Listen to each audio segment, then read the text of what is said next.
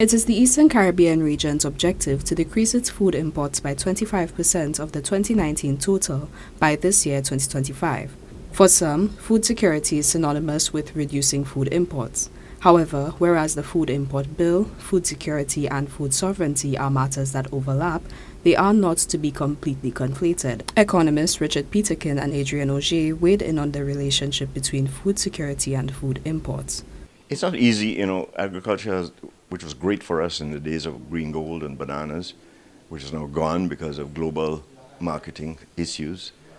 And, the EU poured millions of dollars into the country to get diversification, and it failed.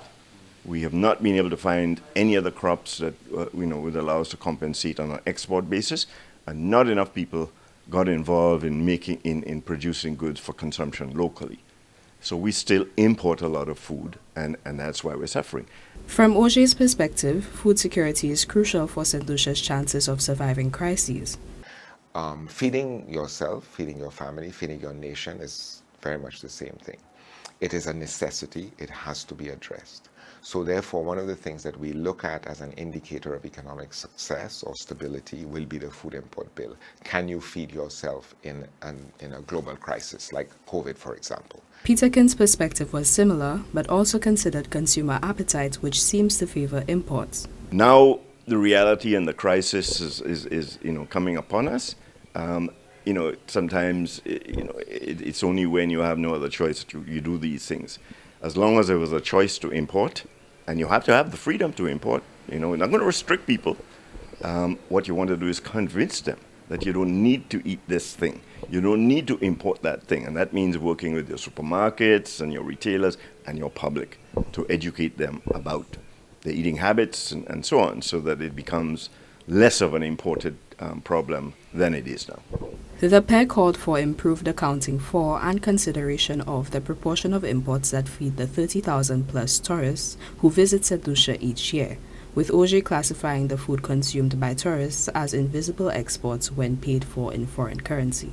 The measure of that tends to be what we call the food import bill, but the point has to be made that like any other statistic, any other national statistic, we are dependent on the quality of the statistic to make a rational decision. So what needs to be captured in there and be part of the debate on the food import bill is how much of that is actually food imported for, say, hotel consumption.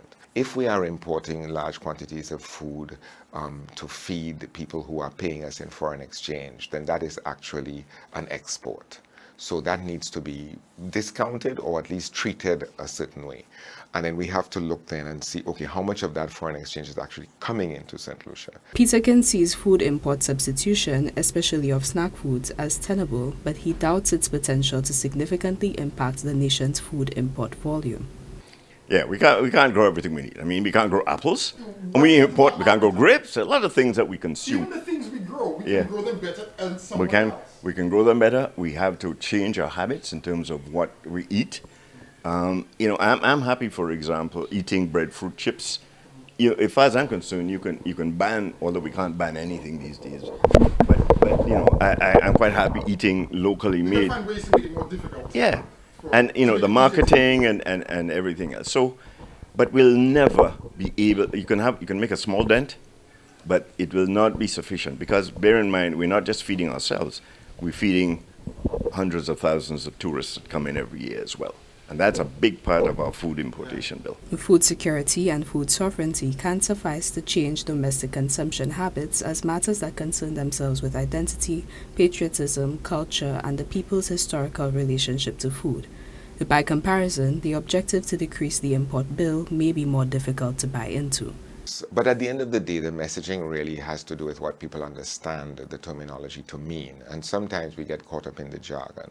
The truth is, like any other family or entity, the more self-sufficient you are efficiently, the better for you. So you can get hung up on a food import bill as a potential measure of self-sufficiency or sovereignty, but you really have to break it down to see what's happening on the ground. and whether or not you are producing the food more efficiently than you can import it. Peterkin advocates for improved regional transport and distribution systems. In those countries that we have good relationships with, or we have a economic market under CARICOM with, they should be the ones. That we'll be importing our own food. Yeah, and as I say, but we need the transport that we don't have. We're locked into transport arrangements north-south. You know, everything comes in. We're still in that great triangle. We're still into that. In the great We're still into triangle that. from Yeah. since slavery down. And you know, you think it's as easy as that. It's not that easy to dramatically change that. But you know, we just have not made sufficient effort. And we've seen these issues evolving over the last 30 years. So we've had an ample opportunity to start to make the changes. But it's like trying to turn an elephant around sometimes. The impact of tourist food consumption on Saint Lucia's food import bill also leads to other considerations of what proportion of food imports are meant as production inputs for food and beverage manufacturing, restaurants, clubs, etc. There is further examination to be done, but nevertheless, food security and sovereignty remain highly worthwhile pursuits for Saint Lucia's development, regardless of the extent of their impact on the food import bill. For Choice News Now, I am Cianna Dalsan.